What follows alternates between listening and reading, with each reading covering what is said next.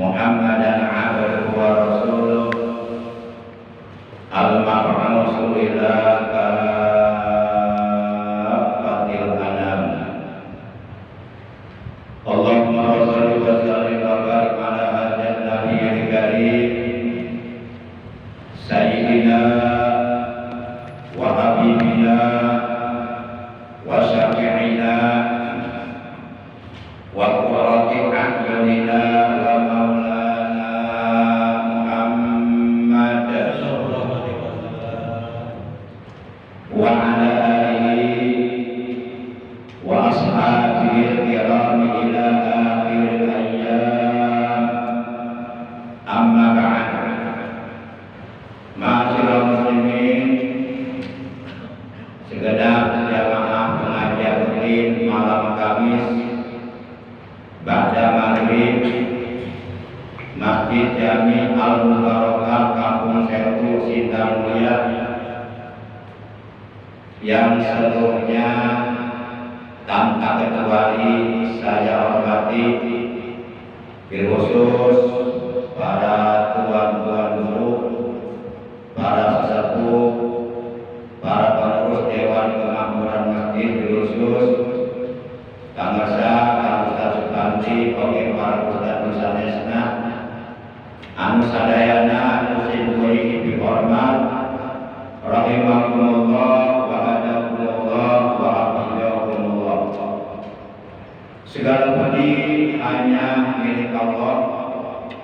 Salawat dan salam semoga tetap dilimpahkan selalu atas kekasihnya Allah, manusia yang paling agung, paling mulia akhlaknya, patut kita contoh akhlaknya, yang apabila kita mencontoh akhlak beliau, maka niscaya kita akan memperoleh kemuliaan hidup, kebahagiaan hidup, keselamatan, keberkahan baik dunia maupun akhirat. Beliau adalah Nabi kita tercinta, baginda yang mulia paduka alam, Nabi besar Muhammad sallallahu alaihi wasallam beserta seluruh keluarga beliau, para sahabat beliau dan seluruh pengikut beliau. Tentunya pengikut beliau yang tetap setia kepada beliau, yang tetap cinta kepada beliau, yang tetap istiqomah menjalankan segala perintah beliau dan menjauhi segala larangan beliau, menghidupkan serta mengamalkan sunnah-sunnah beliau, juga melaksanakan wasiat-wasiat beliau, dan tetap istiqomah dalam mensiarkan ajaran agama Islam, dalam mengagungkan sekaligus mempertahankan syariat ajaran agama Islam yang telah dibawa oleh beliau. Yang mudah-mudahan kelak di hari kiamat kita semuanya, juga keluarga kita dan saudara-saudara kita, mendapatkan syafaat ulama dari beliau, mendapatkan air telaga beliau, dikumpulkan di bawah arasnya Allah bersama rombongan para nabi, para siddiqin, para syuhada, para sholihin, di bawah naungan bendera Rasulullah sallallahu alaihi wasallam dalam keadaan aman, selamat dan sejahtera. Amin ya Allah ya rabbal alamin. Ma'asyiral muslimin rahimakumullah wa hadakumullah. Bersyukur kita kepada Allah, malam ini kita sudah berada di malam tanggal 20 bulan Dzulhijjah 1445 Hijriah, bertepatan dengan tanggal 26 Juni 2024, dan pertemuan taklim kita malam ini merupakan pertemuan taklim yang ke-239. Mari kita awali taklim kita malam ini sebagaimana biasa, yaitu dengan pembacaan Ummul Quran dan dengan pembacaan sholawat. Pahalanya kita anjurkan untuk seluruh ahli kubur keluarga kita, terutama untuk kedua orang tua kita, kakek nenek kita, para sesepuh kita, guru-guru kita, paman bibi kita, kakak adik kita, anak cucu kita, ponakan-ponakan kita, saudara-saudara kita, sahabat-sahabat kita, tetangga-tetangga kita yang seiman seagama dengan kita. Dan mudah-mudahan dengan barokah sababiyah barokah karomah mujizat kemuliaan dan keagungan dari surah Fatihah, juga barokah dari bacaan sholawat, kita semua yang masih hidup, juga keluarga kita dan saudara kita, semoga oleh Allah selalu dianugerahi sehat walafiat yang barokah, kesehatan yang selalu kita gunakan untuk beribadah kepada Allah secara istiqomah. Yang sedang sakit semoga lekas disembuhkan dari sakitnya. Anak-anak kita yang sedang dalam keadaan menuntut ilmu di pondok pesantren, semoga oleh Allah dikaruniai umur yang panjang yang barokah, selalu disehatkan jasmani dan rohaninya, dikuatkan imannya, dibaguskan akhlaknya, disolehkan hatinya, dimudahkan dilancarkan dalam mencari ilmu agama di pondok pesantren, dan diberikan ilmu yang bermanfaat, yang barokah, yang disertai hidayah. Kelak di kemudian hari semoga anak-anak kita menjadi generasi penerus yang bermanfaat, yang berguna bagi agama juga bagi umat manusia. Bitil kaniyatil Fatihah. A'udzu billahi minasyaitonir rajim. Bismillahirrahmanirrahim. Alhamdulillahirabbil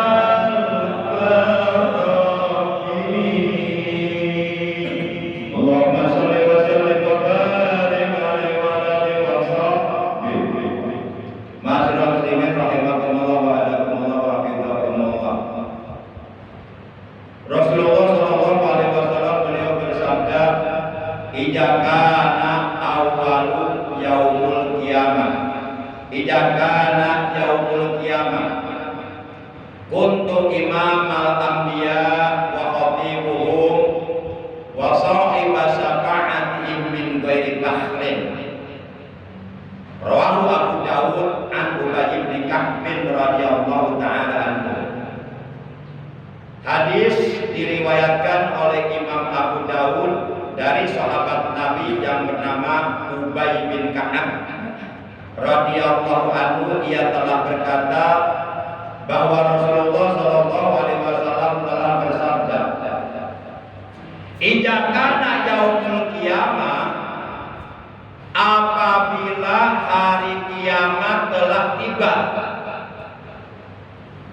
apabila hari kiamat telah datang, telah terjadi, dan hari kiamat pasti akan terjadi, karena itu merupakan janji Allah yang pasti, dan setiap orang yang beriman wajib mengimani, mempercayai terhadap akan terjadinya hari kiamat, tidak boleh meragukannya, karena beriman kepada hari kiamat adalah merupakan rukun iman yang kelima yang wajib diimani oleh setiap orang yang beriman. Kalau meragukannya, itu bisa keimanannya tidak jadi, tidak sah imannya, batal imannya. Apabila hari kiamat telah tiba, kuntu imam al-anbiya, maka akulah yang akan menjadi imamnya seluruh para nabi. Itu kata beliau. Maka akulah yang akan menjadi pemimpinnya, penghulunya seluruh para nabi yang berjumlah 124.000 nabi. Nanti di hari kiamat, akulah yang akan menjadi penghulu mereka. Wa khatibuhum, dan aku akan menjadi juru khutbah mereka. Jadi seluruh para nabi jamaahnya, sedangkan nabi kita menjadi khotibnya, juru khutbahnya. Wa sahiba syafa'atihim, dan aku adalah pemilik syafa'atul ujma di antara mereka. Seluruh para nabi yang berjumlah 124.000 nabi, hanya nabi kita yang oleh Allah diberi hak untuk memegang syafa'atul ujma, syafaat yang besar. Karena syafaat itu ada dua, ada syafa'atul ujma atau syafa'atul kubro, artinya syafaat yang besar, syafaat yang agung. Yang kedua ada syafa'atul sugro, syafaat yang kecil. Kalau syafa'atul kubro atau syafa'atul ujma, itu pemiliknya hanya nabi kita tercinta, nabi besar Muhammad sallallahu alaihi wasallam. Dan syafa'atul kubro ini oleh Allah tidak diberikan kepada para nabi yang lainnya. Kalau syafa'atul sugro, syafaat kecil, itu pemiliknya adalah para ulama. Tentu para ulama yang bertakwa kepada Allah, para ulama salafus sholih, al-mutaqaddimin, para ulama yang istiqomah beribadah kepada Allah, yang takut kepada Allah, selalu menegakkan hukum Allah dengan seadil-adilnya. Kemudian para syuhada, orang-orang yang mati syahid dan lain-lain, itu pemilik syafa'atus sugro. Jadi nanti di hari kiamat yang sudah mendapatkan izin dari Allah untuk memberikan syafaat, ada 3 golongan. Berdasarkan keterangan sebuah hadis yang telah diriwayatkan oleh Imam Ibnu Majah dari Sayyidina Utsman bin Affan radhiyallahu taala anhu, Rasulullah sallallahu alaihi wasallam beliau telah bersabda, "Yasma'u yaumal qiyamati salasatun, al-anbiya, summal ulama, summa syuhada." 3 golongan di hari kiamat akan memberikan syafaat, memberikan pertolongan. Yang pertama al-anbiya, para nabi kepada umatnya masing-masing. Yang kedua summal ulama, para ulama. Tentu para ulama ini akan memberikan syafaat kepada orang-orang yang mencintai ulama, kepada orang-orang yang mau berjuang bersama ulama, mempertahankan, menegakkan ajaran Islam di muka bumi. Tapi sebaliknya orang-orang yang membenci ulama, menghina ulama, tentu tidak akan mendapatkan syafaat dari para ulama di hari kiamat nanti. Yang ketiga, semua syuhada, para syuhada, orang-orang yang mati syahid, itu mendapatkan izin dari Allah untuk memberikan syafaat kepada 70 orang keluarganya. Berdasarkan keterangan sebuah hadis yang telah diriwayatkan oleh Imam Abu Daud dari Abu Darda radhiyallahu taala anhu, ia berkata bahwa Rasulullah sallallahu alaihi wasallam telah bersabda, "Yasfa'us syahid fi sab'ina min ahli baitihi." Orang yang mati syahid, para syuhada, akan memberikan syafaat kepada 70 orang dari keluarganya. Ketika siapapun di hari kiamat mendapatkan syafaat, baik syafaat itu ijma dari Rasulullah, maupun syafaat dari para ulama, maupun syafaat dari para syuhada, maupun syafaat dari orang-orang yang soleh, itu adalah merupakan suatu keberuntungan buat kita. Kalau kita dapat syafaat, terlebih-lebih dapat syafaat itu ijma dari Rasulullah.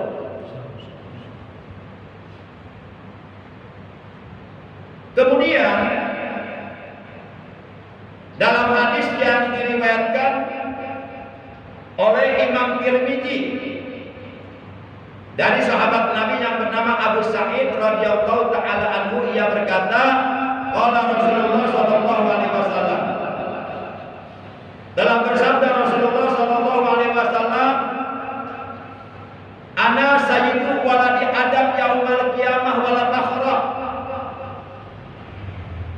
wa biyadi liwa'ul hamdi wala fakhra wa ma min nabiyyin yauma idzin adama aman siwahu illa tahta liwa'i wala fakhra wa ana awal syafi'in wa awal musaffa'in wala fakhra.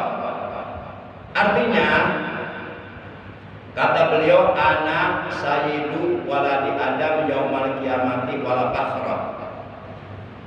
Beliau menegaskan, aku akan menjadi penghulunya, menjadi sayyidnya, menjadi tuannya seluruh manusia di hari kiamat.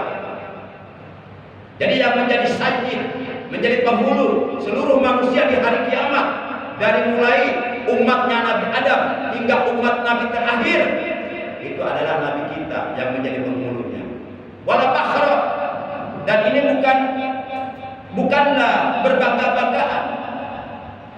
Jadi Rasulullah menyampaikan ini bukan berarti Rasulullah membanggakan diri, tidak, tapi ini adalah kebenaran yang harus beliau sampaikan kepada umatnya supaya umatnya tahu inilah kebenaran.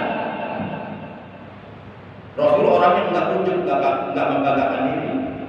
Tapi ini kebenaran yang harus beliau sampaikan, bahwa beliau nanti di hari kiamat akan menjadi sayyidu waladi Adam, akan menjadi penghulu seluruh umat manusia yang dikumpulkan oleh Allah di padang mahsyar ketika dihisab amalnya. Kemudian kata beliau, wa biyadi liwa'ul hamdi wala fakhra.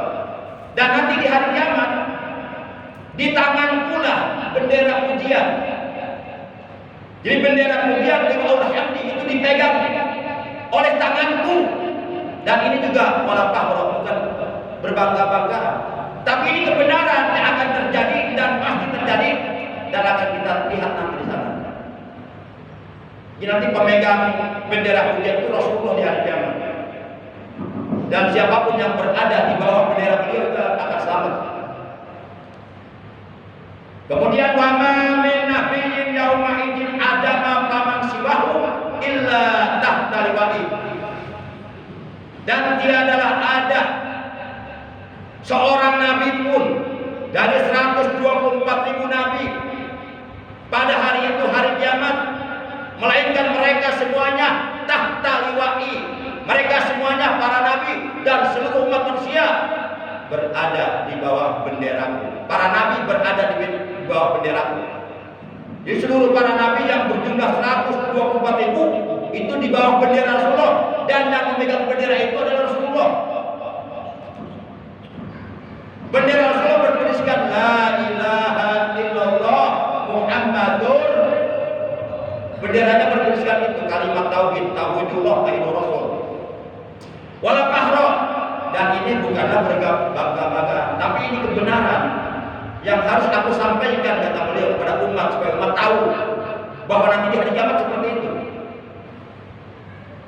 Kemudian wa ana awal syafi'in. Wa ana awal syafi'in wa awal musaffahin wala takhara. Dan nanti di hari kiamat akulah satu-satunya manusia yang paling pertama kali secara langsung diberikan izin oleh Allah untuk memberikan syafaat kepada umatku. Jadi kalau Rasulullah Nabi kita belum memberikan syafaat kepada umatnya, para nabi yang lainnya nggak bisa memberikan syafaat. Karena Rasulullah orang yang paling pertama kali mendapatkan izin dari Allah di hari kiamat untuk memberikan syafaat kepada umatnya. Tentu umatnya yang cinta kepada beliau, umatnya yang menjalankan perintah beliau, umatnya yang menjauhi larangan beliau, umatnya yang selalu istiqomah menghidupkan, mengamalkan sunnah-sunnah beliau, mengamalkan ajaran Islam yang dibawa beliau. Wa awal musafain, dan akulah orang yang paling pertama kali nanti di hari kiamat dikabul syafaatku, diterima syafaatku oleh Allah. Wala fakhra, dan ini bukan berbangga-banggaan, tapi ini kebenaran. Nah, dua hadis tersebut menunjukkan bahwa pemegang syafaatul kubro atau syafaatul uzma adalah baginda kita yang mulia tercinta, Nabi Agung, Nabi besar Muhammad sallallahu alaihi wasallam. Siapapun ketika di hari kiamat mendapatkan syafaatul uzma dari beliau, itu kebahagiaan luar biasa. Sholat kita, tahajud kita, puasa kita, baca Quran kita, zikir kita tidak ada apa-apanya dibandingkan dengan syafaatul uzma yang diberikan oleh Rasulullah sallallahu alaihi wasallam kepada kita. Sebab kalau nggak dapat syafaat celaka. Bagaimana mungkin nggak celaka di hari kiamat? Seluruh umat manusia dari mulai umat yang Nabi Adam sampai umat yang terakhir di akhir zaman dikumpulkan oleh Allah di padang mahsyar berjubel-jubel, dan itu berlaku ribuan tahun. Mereka berdiri kepanasan, kehausan, kelaparan. Di sana mereka tidak menemukan air barang setetes pun untuk diminum, tidak menemukan makanan nasi barang sepiring pun untuk dimakan. Lapar mereka, haus mereka ribuan tahun. Suasana situasi saat itu panik, cemas, khawatir, takut, sengsara, menderita, luar biasa. Umat manusia bingung, dapat syafaat dari siapa, dapat pertolongan dari siapa. Nah, syafaatul uzma, ketika mendapatkan syafaatul uzma, mereka dipercepat hisabnya oleh Allah, langsung dimasukkan ke surga. Alhamdulillah. Kata Allah, ya Allah, ini umatku yang cinta kepadaku, cepat masukkan ke surga. Tidak usah tunggu berlama-lama ribuan tahun di padang mahsyar ngantri untuk dihisab. Dikabul. Wa ana wa awwalu musaffiin. Aku adalah orang yang paling pertama kali akan diterima syafaatku, diterima syafaatnya. Hanya orang tersebut langsung masuk ke surga, enggak usah dihisab dulu. Nah, ini kedudukan pentingnya syafaat Rasulullah sallallahu alaihi wasallam. Dan beliau menegaskan syafaat yaumil qiyamati haqqun, faman lam yu'min biha lam yakun min ahliha. Syafaatku di hari kiamat adalah hak, adalah kebenaran yang wajib diimani. Maka barang siapa yang meragukan atau tidak percaya atau mengingkari kebenaran adanya syafaatku di hari kiamat, maka dia tidak akan mendapatkan syafaatku. Celaka dia. Nauzubillah min. Coba jawab jujur bapak-bapak, nanti di hari kiamat pengen dapat syafaat nggak dari Rasulullah? Atau bapak pede gitu bahwa bapak akan masuk surga sendirian? Hebat banget. Jangan dikira dari kiamat situasinya enggak menakutkan, mengerikan, mengkhawatirkan, suasana panik, cemas, khawatir. Dan itu ribuan tahun sehingga kita menderita nanti dari kiamat. Dalam situasi kondisi seperti itu kita butuh syafaat dari Rasulullah. Makanya perbanyak sholawat kepada Rasulullah, terutama di malam Jumat dan di hari Jumat. Karena sholawat yang kalian baca akan sampai kepada kata beliau. Jadi di atas tepi kuburan Rasulullah di Madinah itu ada malaikat keistimewaan, punya kelebihan. Oleh Allah diberi kelebihan bisa mendengar seluruh umat manusia yang bersolawat kepada Rasulullah. Ketika di alam ini siapapun bersolawat, dimanapun bersolawat, walaupun sendirian di tengah malam, itu kedengaran solawat yang dibaca oleh orang itu, oleh malaikat tersebut, langsung disampaikan, ya Rasulullah, si bulan di bulan sedang bersolawat kepada engkau, diterima langsung oleh Rasulullah. Para jamaah yang dimuliakan oleh Allah Subhanahu wa Ta'ala, nanti di padang mahsyar Allah akan membuka mahkamah persidangan di padang mahsyar. Masya Allah, Rasulullah pemegang syafaatul udzma. Syafaat itu artinya pertolongan. Kalau dalam istilah hukum tata negara atau ATN, ATN ya, hukum tata negara ATN ya. Saya pernah kuliah hukum tata negara waktu saya kuliah di Fakultas Hukum. Dalam HTN hukum tata negara, di kenegaraan itu ada yang disebut gerasi. Gerasi bukan garasi. Kalau garasi mah kandang mobil. Gerasi, resin. Gerasi, ada gerasi, ada garasi, beda. Ada lagi tarasi, beda lagi tuh. Nah, yang punya prerogatif hak veto untuk memberikan gerasi kepada terdakwa terpidana, kalau dalam hukum tata negara ada presiden. Misalnya seorang terdakwa divonis hukum mati, tapi kalau presiden mengeluarkan haknya gerasi kepada terdakwa agar dibebaskan itu. Nah, Rasulullah punya syafaat di hari kiamat, punya gerasi untuk umatnya. Walaupun seorang manusia di padang mahsyar, di mahkamah Allah padang mahsyar sudah divonis oleh Allah menjadi ahli neraka, Rasulullah memohon kepada Allah, ya Allah, ya Rabb, ini umatku sudah bersolawat kepadaku setiap saat.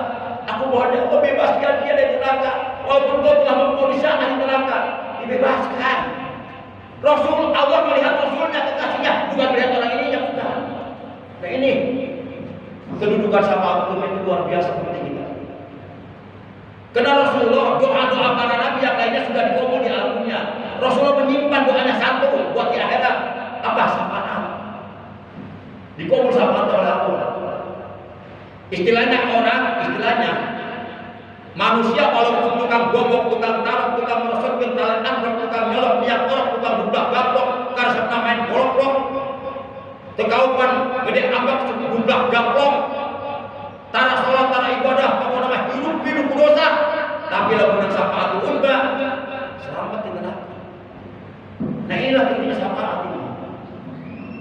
Masya Allah. Bisa berjalan bukti gede. Kenapa yang saya sampaikan semuanya berdasarkan dalil. Tidak boleh kita menentang dalil. Hanya orang-orang kafir yang menentang dalil. Dalil Quran dan dalil al-hadis. Para jamaah yang dimuliakan oleh Allah Subhanahu wa Ta'ala. Nah, itu namanya syafaatul kubra. Jadi syafaatul kubra itu atau syafaatul udzma itu, syafaat itu pertolongan yang diberikan oleh Rasulullah SAW untuk menolong umatnya gitu, untuk membatalkan atau merubah vonis yang telah divoniskan oleh Allah kepada terdakwa di hari kiamat, kemudian dirubah, dibatalkan. Itu syafaatul udzma. Makanya kita berdoa kepada Allah, kalau memang kita ingin syafaatul udzma, minimal kita berdoa kepada Allah di samping kita memperbanyak membaca sholawat. Inna awla nasibi yaumal qiyamati aktsarum alayya salatan. Sesungguhnya manusia yang akan mendapatkan keistimewaanku, mendapatkan keutamaanku, bisa duduk dekat denganku, dapat syafaatku adalah mereka yang paling terbanyak bersolawat kepada Rasulullah sallallahu alaihi.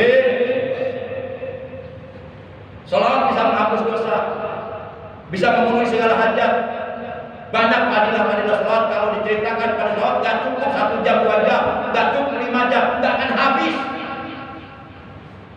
Para jamaah yang dimuliakan oleh Allah Subhanahu wa Ta'ala. Yang kedua, syafaatus syukur, syafaat kecil.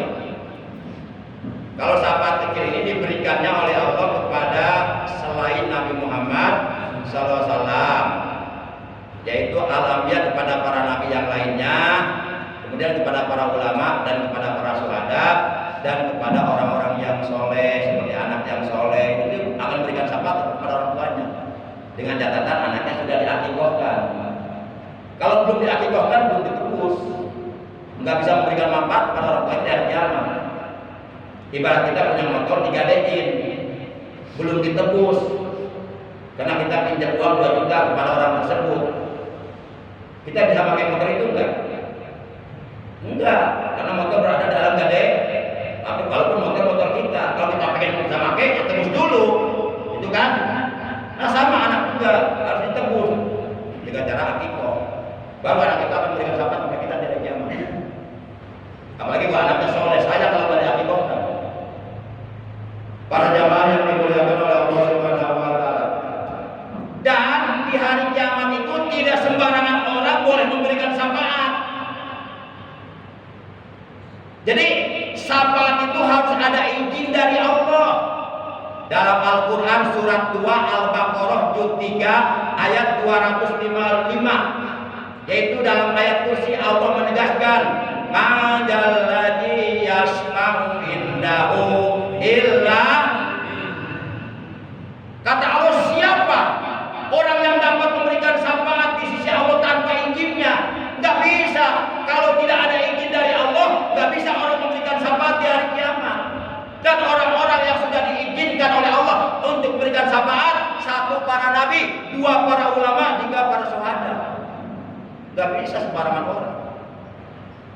Termasuk orang-orang yang akan mendapatkan syafaat itu pun ada izin dari Allah. Kata Allah, "Hai Muhammad, kekasihku, umatmu si A, si B, berikan syafaat olehmu kepada mereka." Ditentukan orangnya.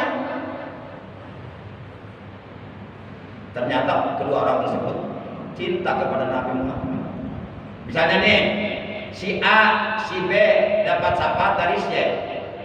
Nah ini si C sudah diizinkan oleh Allah untuk memberikan syafaat kepada si A dan si B. Demikian pula si B mendapatkan si A, si B mendapatkan syafaat dari si C, itu sudah diizinkan. Allah sudah memerintahkan kepada si C, "Hei C, kau beri syafaat kepada si A, si B, karena dia temanmu setia, selalu ikut ngaji." Begitu. Para ulama akan memberikan syafaat kepada jamaahnya, kepada murid-muridnya yang setia, yang cinta, yang bela kepada guru-gurunya. Entah, tidak boleh seorang murid menjelek-jelekan guru, itu suul adab. Engkau ilmu dan copot, tapi juga goreng guna, belegu kita semua. Mau berkah ilmu lagi. Oh, hati-hati lah aku goreng guru. Imam Syafi'i aja, selevel Imam Syafi'i, ketika mau mondok pesantren ke gurunya, berdoa, "Ya Allah, tutuplah kejelekan keburukan guruku. Jangan kau perlihatkan kepadaku, aku gak mau melihatnya. Pokoknya guruku di mana aku baik aja gitu." Itu sekelas Imam Syafi'i loh. Lalu kita siapa dibanding Imam Syafi'i? Berani jelek-jelekan guru kita. Itu suruh ada mau berkah ilmu lagi. Awal begitu. Nauzubillah min. Para jamaah yang dimuliakan oleh Allah Subhanahu wa taala. Jadi jaga adab kepada guru. Gak boleh menceritakan keburukan guru. Setiap manusia pasti punya keburukan. Tapi tidak dilarang menceritakan keburukan guru. Cukup kita yang tahu aja, nggak usah disebarluaskan. Itu jadi fitnah, bahaya itu. Para jamaah yang dimuliakan oleh Allah Subhanahu wa taala. Jadi intinya nanti di hari kiamat orang-orang yang akan mendapatkan syafaat yang jelas orang-orang tersebut adalah orang-orang yang sudah mendapatkan ridho Allah. Dalam Al-Qur'an surat 21 yaitu surat Al-Anbiya juz 17 ayat 28 Allah menegaskan, "Wala yasfa'una illa liman irtado."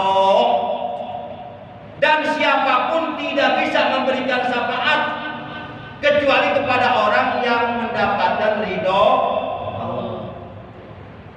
Ada manusia ketika hidup di alam dunia pelaku dosa, pelaku maksiat, hidupnya bergelimang dengan dosa, dari mulai bangun tidur, kemudian tidur sampai bangun tidur lagi, yang dilakukannya selalu perbuatan dosa. Tapi kalau mendapatkan syafaatul utsma dari Rasulullah, itu bisa dibebaskan, diampuni oleh Allah. Nah ini pentingnya syafaat begitu. Kita nanti datang di hari kiamat dengan membawa ibadah sholat kita, dengan membawa ibadah puasa kita, dengan membawa ibadah zakat kita, dengan membawa ibadah haji kita, membawa ibadah-ibadah yang lainnya. Kita datang kepada Allah, menghadap Allah dengan membawa berbagai macam amal kebaikan, dengan membawa berbagai macam amal soleh, dengan membawa berbagai macam amal ibadah. Tapi di samping itu kita datang kepada Allah dengan membawa satu perbuatan zalim yang pernah kita lakukan kepada saudara kita. Misalnya pernah menyakiti orang, atau pernah menjelek-jelekan orang, atau pernah mengambil hak orang. Itu bisa-bisa orang yang tadi datang dengan sholatnya, dengan puasanya, dengan zakatnya, dengan ibadah hajinya yang luar biasa, bisa-bisa muflis, bangkrut. Rasulullah pernah bertanya kepada para sahabatnya, "Atadruna manil muflis?" Tahukah kalian orang yang muflis, orang yang bangkrut di akhirat? Para sahabat menjawab, "Al-muflisu fina la dirhamah wala la dirhamah lahu wala dinar wala wala lahu." Orang yang muflis di antara kami, kata para sahabat, adalah orang yang sama sekali tidak punya harta, tidak punya dinar, tidak punya dirham, tidak punya uang, tidak punya apa-apa. Tapi kata Nabi, sesungguhnya orang yang muflis dari kiamat adalah orang yang datang di hari kiamat menghadap Allah dengan membawa ibadah sholatnya, puasanya, zakatnya, dan ibadah-ibadah lainnya. Tapi dia juga membawa perbuatan zalim di hadapan Allah. Pernah menyakiti orang lain, pernah menjelek-jelekan orang lain, pernah mengambil barang orang lain tanpa izin pemiliknya, pernah mengambil hak orang lain yang bukan haknya. Akhirnya kebaikan-kebaikannya digunakan untuk membayar kezalimannya kepada orang tersebut. Kezalimannya kepada orang tersebut belum terbayarkan, belum terlunasi. Akhirnya dosa-dosa orang tersebut dibebankan kepada dia. Bangkrut. Kebaikannya habis, hanya datang dosa. Awas, hati-hati. Kita jangan dulu berbangga-banggakan dengan sholat kita, jangan dulu. Enggak usah. Kita sholatnya sholat aja. Lurus yang lain karena Allah, mencari orang api. Kita diperintahkan ibadah oleh Allah bukan untuk membanggakan diri, bukan untuk membanggakan diri kita kepada orang lain. Ini saya hebat, ini saya suci, nggak perlu. Justru kita diperintahkan sholat supaya kita menyadari bahwa kita ini lemah, supaya kita sadar kita ini lemah, kotor, banyak dosa, nggak ada apa-apanya. Bukan malah muncul sifat takabur, ya tidak. Awas, hati-hati. Kan ada juga orang merasa dirinya lebih baik dari orang lain. Awas, hati-hati. Hati-hati, itu bisa memasukkan bisikan setan. Iblis itu merasa dirinya lebih baik daripada Adam. Akhirnya diusir dari surga gara-gara sombong, merasa dirinya lebih baik daripada Adam. Awas, hati-hati kita ya. Kita ibadah aja karena Allah, lurus yang niat. Enggak usah menyombongkan diri atau membanggakan diri. Itu dilarang oleh agama. Para jamaah yang dimuliakan oleh Allah Subhanahu wa taala. Jadi kesimpulannya, syafaat itu ada dua. Satu, syafaatul kubra atau syafaatul ujma. Yang berhak memberikan syafaatul ujma hanyalah Nabi kita tercinta, Nabi Agung, Nabi besar Muhammad sallallahu alaihi wasallam. Karena syafaatul ujma ini oleh Allah hanya diberikan kepada beliau dan tidak diberikan kepada para nabi yang lain. Walaupun para nabi yang lainnya diberikan hak untuk memberikan syafaat, tapi syafaatnya bukan syafaatul ujma. Para nabi yang lainnya hanya diberikan syafaat kepada kaumnya masing-masing. Tapi kalau nabi kita seluruh umat semuanya, baik umat Nabi Adam, umat Nabi Idris, semuanya. Nanti kan di hari kiamat orang berbondong-bondong mencari Nabi Adam, mau minta syafaat. Begitu ketemu dengan Adam Malik, kata Adam Malik, saya bukan nabi, saya mantan wakil presiden Indonesia dulu. Kamu salah orang. Oh salah ya, dia cari. Ketemu Nabi Adam, itu orang ngomong, ya Abu, ya Adam, ya Abina Adam Ismailana, wahai bapak kami Adam, berikan syafaat kepadamu. Kata Nabi Adam, aku malu memohonkan syafaat kepada Allah untuk kalian. Malu aku saja pernah berbuat salah di surga, memakan buah oliv. Aku malu minta syafaat untuk kalian. Minta aja kepada Nabi Nuh. Akhirnya mereka nyari Nabi Nuh. Ketemu Mang Nuh tukang cilok. Kata Mang Nuh tukang cilok, saya bukan Nabi. Saya mah tukang cilok. Oh bukan ya? Iya. Kali ketemu Nabi Nuh. Ya Nabi Allah Nuh, isma'lana ya Allah qiyamah. Wahai Nabi Allah Nuh, berikan syafaat kepada kami. Nabi Nuh mengatakan, aku malu memohonkan syafaat kepada Allah untuk kalian. Anakku saja Kan'an durhaka kepada Allah. Anakku Kan'an durhaka kepada Allah. Bagaimana mungkin aku bisa memberikan pertolongan untuk kalian? Anakku saja tidak tertolong. Malu aku mintanya. Hanya Nabi kita yang memberikan syafaat Hud. Asal kita mencintai beliau. Maka yuk kita jaga, kita pelihara, kita rawat kecintaan kita di hati kita kepada Nabi kita yang mulia tercinta, Nabi Agung, Nabi besar Muhammad SAW.